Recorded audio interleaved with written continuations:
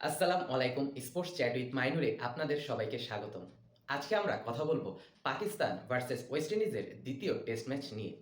West Indies টসে জেতার পর ব্যাটিং করার সিদ্ধান্ত নেয়। লাঞ্চের মধ্যেই ওয়েস্ট ইন্ডিজ অল আউট হয়ে যায়।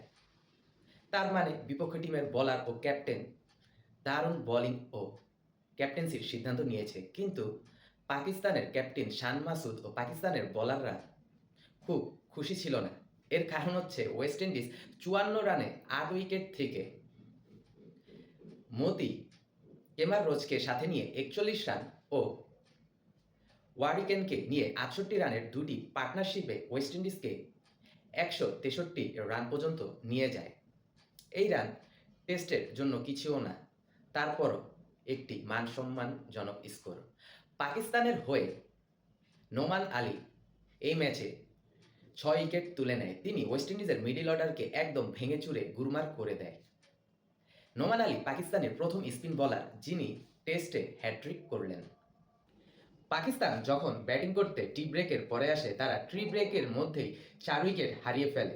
প্রথম ইনিংসে যদি স্পিনাররা ডমিনেট করে থাকে, তাহলে ওয়েস্ট ইন্ডিজের পেস বোলার কেমার রোচ ও স্পিনার মতি দুইজন মিলে পাকিস্তানের টপ অর্ডার ব্যাটসম্যানের উইকেট নিয়ে নেয়। বাবর আজম এই টেস্ট সিরিজে ৩ ইনিংসেই ছিলেন ব্যর্থ।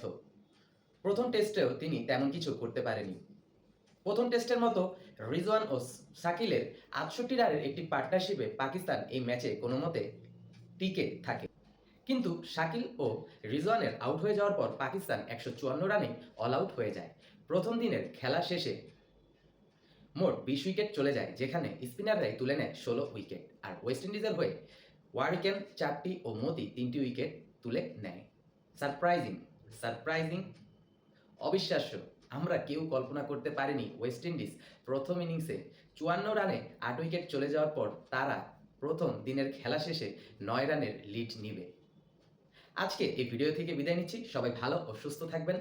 আগামীকাল আবার দেখা হবে পাকিস্তান ও ওয়েস্ট ইন্ডিজের দ্বিতীয় টেস্টের দ্বিতীয় দিনের খেলার আপডেট নিয়ে।